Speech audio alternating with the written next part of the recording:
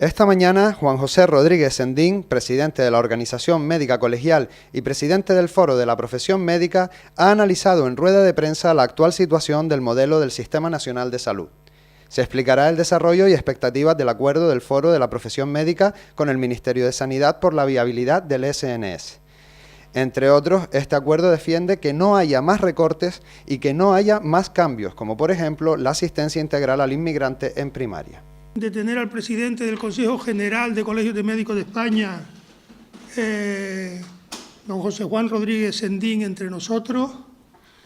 Él ha sido un presidente que ha dado un vuelco importante a lo que es la organización médica colegial en los últimos años. Es un hombre de compromiso, es un hombre que está liderando en gran parte las negociaciones con partidos políticos, con el Ministerio, para que la sanidad española cada vez sea más justa, más solidaria.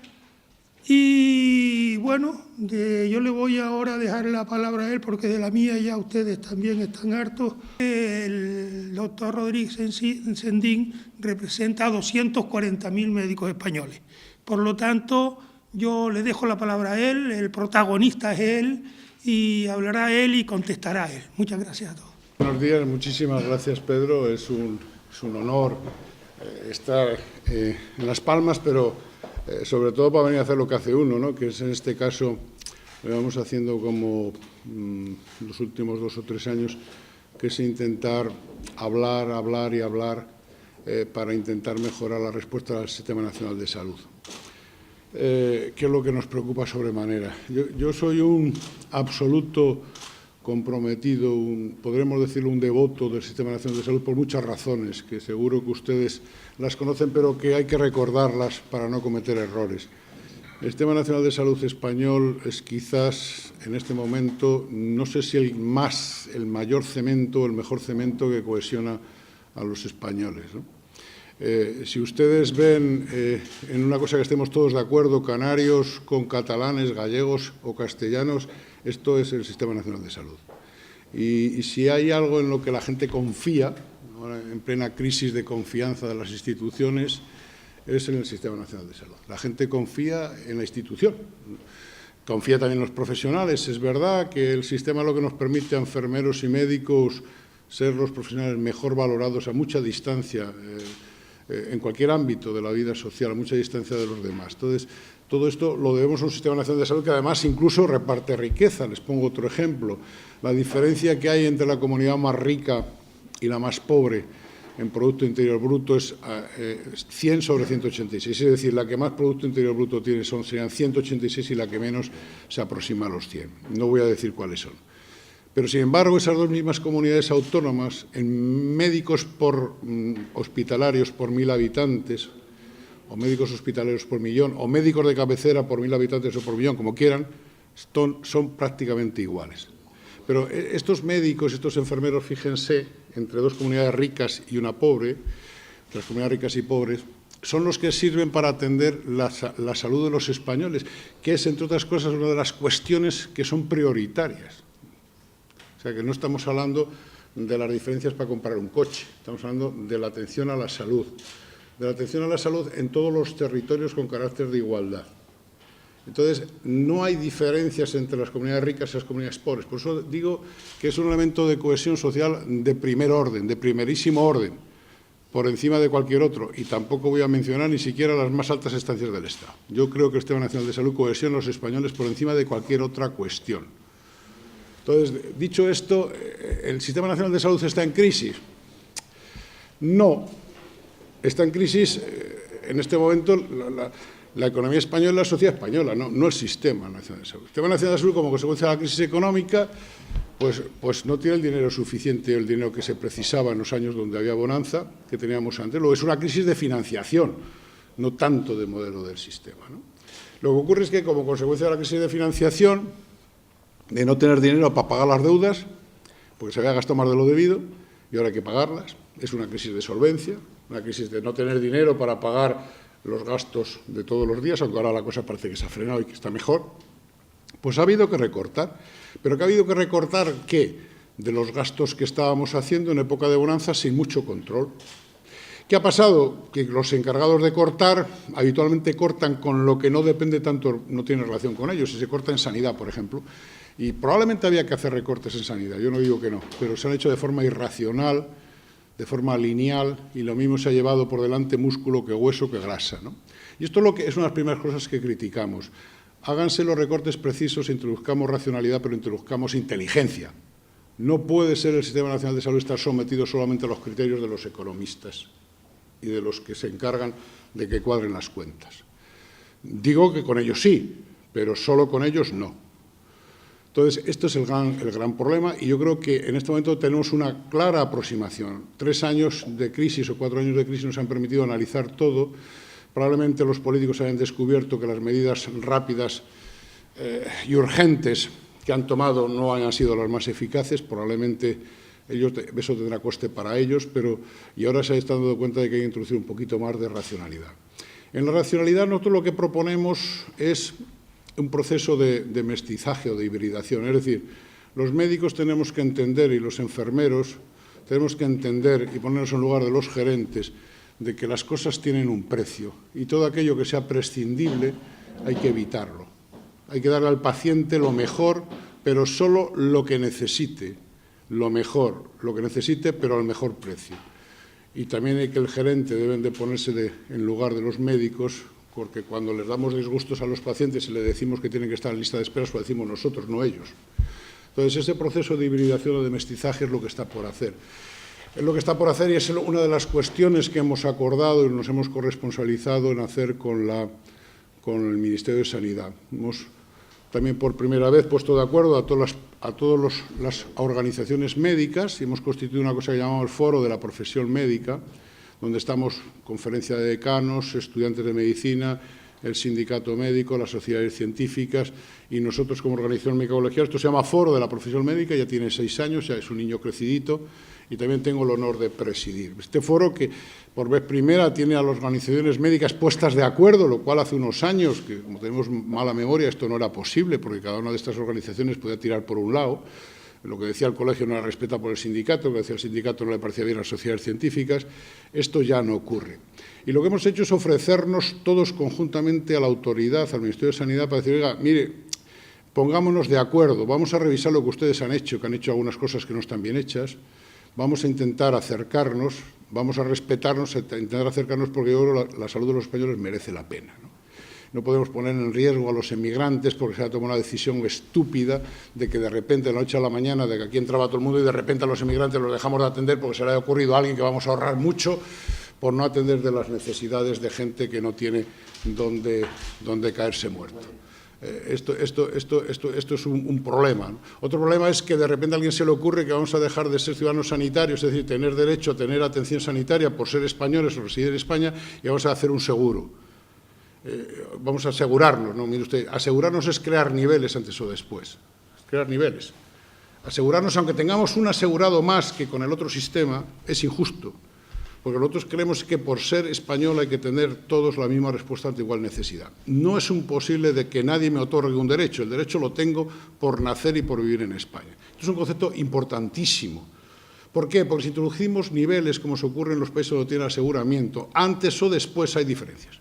Los alemanes tienen diferencias, tienen varios niveles de atención en función de posibilidades económicas. Y esto, la educación sanitaria y la cultura sanitaria en nuestro país, y ustedes y nosotros, desde hace muchos años, no es nuestra cultura. Luego no lo podemos tolerar. Pero si dices, bueno, es que íbamos a ahorrar dinero con este nuevo método. No, señor, no hay ahorro de ningún tipo. No hay ningún sistema en el mundo de seguridad social que sea más barato que los basados en el Sistema Nacional de Salud. Ninguno. Y son efectos bastante más injustos. Luego, no nos convence el modelo, no nos convence las razones que nos daban de ahorro, porque no las hay, porque nadie las demuestra, y por eso estamos intentando convencer de que se revisen algunas actuaciones que se han tomado, ¿no? Y luchando porque hay unos sectores económicos que están siempre permanentemente insatisfechos, siempre quieren más. Todos aquellos movimientos mercantiles y financieros que se les acabó el ladrillo y ahora quieren morder en sanidad, ¿no? Esto es una cuestión que nos preocupa mucho y es ahora, bueno, pues motivo de lucha permanente por mantener la gestión de lo público en lo público. diferenciada claramente de lo privado, es decir, cada uno en su casa y Dios en la de todos, ¿no? Es decir, cada uno en su casa, cada uno gobernemos nuestra casa, lo público es público, lo privado es privado. Relacionémonos, pero sin mezclarnos, ¿no? Sin mezclarnos. Y bueno, no quiero alargarme más, con esta breve introducción me gustaría que preguntaran ustedes. Esta tarde tenemos una conferencia para hablar de estas cosas y de algunas más y de cuáles son algunas de las soluciones que nosotros propugnamos, aunque no creemos que sean las únicas, pero las que nosotros propugnamos para intentar abordar lo que tenemos entre manos, ¿no? En el momento que permitamos que los mejor posicionados económicamente tengan un sistema de atención alternativo a los que están peor posicionados. ¿Saben por qué? Mire, en el pueblo donde yo trabajo, yo soy médico de atención primaria, hace unos años solo había una iglesia. Ahora hay varios sitios de oración, porque hay mucha diversidad de culturas en el pueblo. No os les cuento lo que puede ocurrir aquí. Pero solo hay un sitio donde van todos a la par, todos juntos, que es el centro de salud y el hospital general. ¿Qué quiere decir con eso? Que van los que tienen mayor capacidad de reivindicación, los que tienen más información, los más listos, los más mejor preparados y los más pobres, los menos incapacitados y los viejos. Quiere decir que todos van pidiendo lo mismo. Eso es fundamental para legitimar el sistema. Si eso se rompe y los que más exigen se van fuera y a continuación dice que lo que gastan ellos fuera del sistema se lo tienen que descontar de la hacienda pública, estamos rompiendo el sistema, estamos deslegitimándolo y eso es el peligro real. Sobre ese peligro real hay gente que está intentando avanzar en él, porque eso supondría una división clara, lo que sería gestión pública y la gestión privada. Ese es el peligro real. El otro peligro de que no tengamos ahora suficiencia es transitorio. Si nosotros decidimos los españoles mantener el mismo modelo y ahora con menos dinero tendremos el mismo modelo de traje y donde cambiará el precio es el del precio de la tela. Pero el precio de la tela se puede volver a recuperar. Es decir, la crisis de financiación es una crisis absolutamente circunstancial. Es una crisis a la que nos podemos adaptar, pero no en el modelo de respuesta, ni en la equidad ni en la justicia. Y aunque se hable mucho de eficiencia, les recuerdo que eficiencia es tener un objetivo determinado al mejor precio. Pero mire usted, eficiencia no es sinónimo ni de calidad ni de ser justos. Por ejemplo, si nosotros queremos ser eficientes con la población, a partir de los 65 años nos deberíamos de morir todos, porque la verdad no hacemos más que gastar y no producimos. No es eficiente tener gente con 65 años. Es un poco inútil tener gente con 65 años. ¿Por qué? Esto no se lo tomen al pie de la letra, ¿eh? ¿Por qué? Pues porque no producen. ¿Pero esto es justo? Pues no. ¿Es equitativo? Pues no. ¿Este es el objetivo del Sistema Nacional de Salud? Pues no. Luego, ojo con la eficiencia. La eficiencia es la segunda condición. Debemos de hacerlo mejor al mejor precio, pero no es la primera condición que ponen algunos. Es la segunda. Si la justicia y la equidad no es primera, la eficiencia puede ser tremendamente atroz. ¿De acuerdo? La eficiencia simplemente tiene que ser una condición secundaria a la justicia y a la equidad. No tiene que ser la primera condición. Entonces, el planteamiento que dicen algunos, vamos a ahorrar privatizando aquello que interesa, no es justo, porque es intentar entregar al ánimo de lucro una parte de la asistencia en función de para obtener los mejores resultados económicos. Y esto no es justo, ¿eh? Por cierto, hay que atender todo lo de las minorías también. Incluso las enfermedades que no nos interesan no son rentables. Hay enfermedades que no serían atendidas adecuadamente porque no son rentables.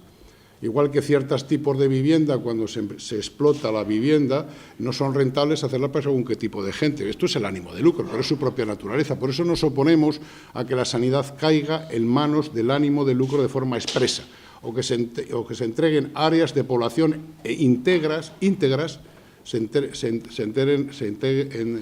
entreguen al ánimo de lucro de la empresa privada. Mire, siempre ha habido una connivencia entre que lo público es lo que predominaba y cuando había ciertas actividades que no eran posible en un momento determinado responder a ellas de forma inmediata al sector público, mediante contratos se hacían. Es la relación público-privada que hemos tenido toda la santa vida. Pero es más, era el complemento para aquellos grupos poblacionales que por tener más dinero, en vez de comprarse otra cosa, se lo gastaban en esto, cada uno que haga con lo suyo lo que quiera. Pero lo que predominaba, lo fundamental, lo que se caracterizaba por dar a todos la misma respuesta, era lo público. Entonces, esa colaboración público-privada siempre ha existido y así debe de seguir siendo. Pero esto es distinto de entregar áreas completas de atención sanitaria y de población al ánimo de lucro, a la gestión privada. Es totalmente distinto. Yo creo que se diferencia. Entonces, esa tentación existe, ¿pero por qué existe? Precisamente por la naturaleza del propio ánimo de lucro. El ánimo de lucro no tiene compasión, el ánimo de lucro lo que quiere es permanentemente insatisfecho por ganar dinero, pero no tiene límite. Esto lo sabemos todos. El ánimo de lucro no se le cambia con ningún tipo de razón. Si hay alguien que echarlo de su casa, se le echa. Si hay alguien que hay que explotarle y quitarle todo, se le quita. Pero esto es como la vida misma, es la propia naturaleza del ánimo de lucro. Sin embargo, la sanidad no puede ser nunca eso. Lo prioritario no es ganar dinero. Como mucho será gastarlo mejor y de la mejor manera posible, pero no es ganar dinero, es repartir salud. Pero es que, mire, como presidente del foro y las grandes oportunidades que tengo de hablar con ella, mi función y mi obligación, independientemente de mis posiciones personales, es trasladarle los acuerdos de mi Asamblea General, los acuerdos de los documentos que aprobamos entre todos y de explicarle aquello que precisamente probablemente no sepa porque no pertenece a nuestro sector. Es normal. No puede saber de todo, es una política. Entonces, lo que hago es explicárselo en esto, con el tabaco. Por ejemplo, hablar en Canarias de tabaco lo mismo peca mortal, ¿no? O sea, olvídense ustedes de ello, pero la ley del tabaco es explicarle las consecuencias que puede tener modificaciones legislativas o modificaciones de cualquier tipo sobre la salud de los españoles y las consecuencias que puede tener. Por ejemplo, se dice, oiga, lo que quieren los españoles y los canarios es que lo operen lo antes posible. Sí, pero también quieren que tengan garantías plenas previamente de lo que le van a hacer es justo lo que necesita, nada más que lo que necesita, y que no va a gastar por ello más de lo que precisa, ¿de acuerdo? Y gastar por ello no es que lo tengan que pagar directamente, sino que lo mismo lo tenemos que pagar con impuestos, ¿de acuerdo? Es decir, los canarios y los españoles quieren que le hagan lo antes posible lo que necesitan, en las mejores condiciones y solo lo que necesitan, ¿de acuerdo? Porque es que en medicina podemos hacer lo que no necesitamos también. Hay países en el mundo donde se hacen cosas que lo mismo no se precisan. Y no voy a apuntar a ninguno porque así no queremos molestar y que se rompan relaciones internacionales. El ánimo de lucro no es eso exactamente, lo está usted utilizando mal. El ánimo de lucro es poner dinero, poner dinero a obtener la mayor rentabilidad. Cobrar por una práctica profesional es distinto. El ánimo de lucro no tiene más responsabilidad que ganar dinero. Cuando se cobra por un acto, como se cobra siendo periodista o se cobra siendo médico, tienes la triple responsabilidad. Tienes la responsabilidad de mantenerte, eso es economía, eso sería la parte que tiene de compensación económica. La segunda, la responsabilidad clínica, porque es responsable de las consecuencias de lo bien o mal que hagas tus responsabilidades, y en nuestro caso no hay mejor actividad más vigilada que la nuestra, ni por asomo.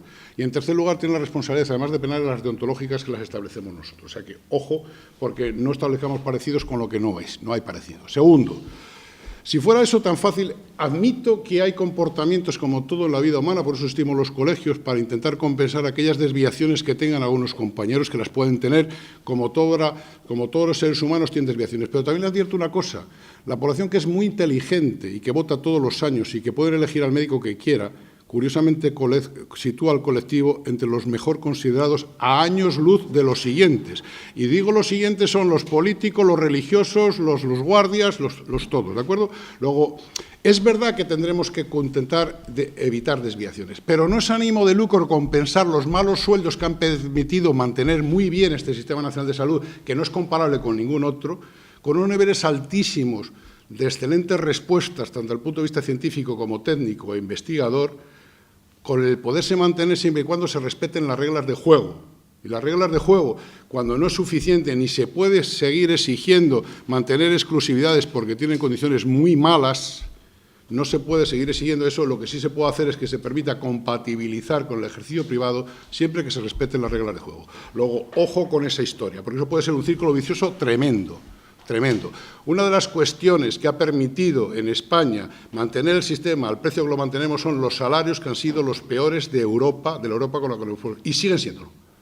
Luego, claro, esto es una pescadilla que se muerde la cola. Si queremos tener, por un lado, profesionales de altísimo nivel con unas buenas respuestas, no podemos estarlo en misa y repicando. Luego, ¿cuál es la solución? A mí no me gusta para nada que no haya dedicación plena al sistema público, pero tiene que haber mecanismos alternativos al sistema retributivo actual que permita que cada cual trabaje lo que quiera, con la intensidad que quiera y pueda cubrir sus expectativas económicas, porque si no, hacemos un círculo vicioso insoportable, ¿no? Entonces, pero todavía insisto, es verdad, admito que puede haber desviaciones, perversas. Para eso estamos y nos gustaría tener las denuncias correspondientes cuando así sean. Pero también insisto que la población que es muy inteligente nos tiene a los profesionales sanitarios puestos donde nos tiene, y esto no creo que sea por casualidad. Mire, con el foro, a los políticos siempre les ha interesado muchísimo, han propiciado que estemos divididos en varios componentes, el componente científico, el laboral por otro lado, y el deontológico, y el de la Facultad de Medicina por otro lado, los estudiantes por otro lado. El foro les vino un poco a llevar la contraria. El foro no fue reconocido, no se le dio contenido, solamente tuvo una reunión con el anterior ministerio, hay que decirlo todo. Y al principio este ministerio, este gobierno, no lo quería aceptar. En un momento determinado alguien inteligentemente debió aconsejar que debería ser utilizado el foro, que es donde se integra toda la profesión, luego la enfermería ha hecho otra cosa parecida, para poder avanzar en acuerdos que permitieran dar respuestas unitarias. Entonces, a la ministra hay que agradecerle que no solamente ha reconocido formalmente, con un acuerdo marco que fue allá por el mes de abril del año pasado al foro, sino que después hemos sido capaces de hacer un gran acuerdo donde hay 4 partes y además firmar ese acuerdo con nada más y nada menos, no solamente con ella, sino en presencia del presidente del Gobierno en Moncloa, lo cual no tenía tampoco precedentes. Lo cual se supone que tiene un compromiso añadido el presidente del Gobierno, entiendo, de cumplir esos acuerdos, porque si no va a quedar muy mal. Nosotros no hemos variado nuestras posiciones ni nuestras pretensiones. Lo único que hemos tenido en cuenta es que hay otra parte que se llama Gobierno, que está legitimado democráticamente, con el cual hay que entenderse mientras esté en el Gobierno. Mientras está como tal el Gobierno. Esto es nuestro papel como institución. Nosotros lo que hemos hecho es intentar acercar las posiciones sin variar las nuestras. Nosotros queremos lo mejor para la sanidad española, pero hay otras posiciones, hay respuestas para adaptarnos a la crisis que adopta un gobierno, con la que estemos o no estemos de acuerdo, ahí están. ¿Qué es lo que creemos que más daño ha hecho? Pues mire, si le soy sincero, lo que ha deformado el sistema es el Decreto Ley 16/2012. Con la alteración a la atención a la universalidad, con la ruptura del aseguramiento, aunque digan que aseguran a más gente, si es que da igual, si es el concepto, ¿no?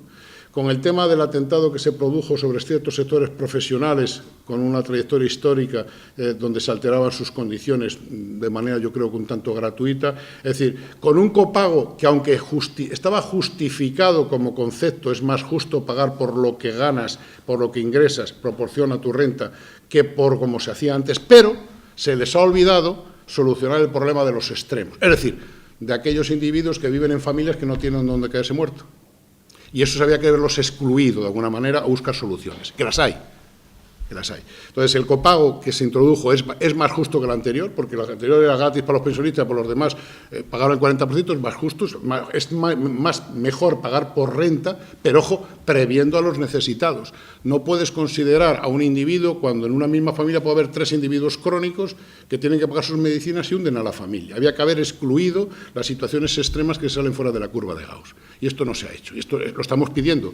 O haber pensado en una forma como es reconocer la gratuidad y el blindaje de ciertos medicamentos fundamentales para la mayor parte de las enfermedades como gratuitos. Hay muchas fórmulas, las hay, y hay que adoptarlas. Entonces, el copago tampoco a mí se introdujo y no se depuró. Es decir, todas esas cuestiones yo creo que es absolutamente fundamental. Y una que les afecta a ustedes especialmente, que es el tema de la información sanitaria. Vivir en Canarias y tener un sistema de información en Canarias, que cuando vayan los canarios a la península, bueno, también van los de Sevilla a Madrid, también se quedan sin él, pero bueno, aquí todavía la distancia parece mayor, ¿no?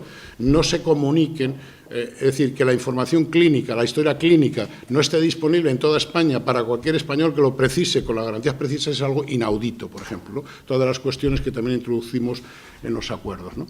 Esos son los 4 o 5 elementos que han distorsionado todo. La ruptura de la universalidad, aunque digan que hay más gente, que ni entro ni salgo, el cambio del modelo de aseguramiento, el tema de no prestar atención, igual que a los demás, a los que residen en España, estén o no en situación irregular, eso para mí son las cosas. Y el tema del copago que está sin arreglar, aunque esté mejor que estaba, ¿eh?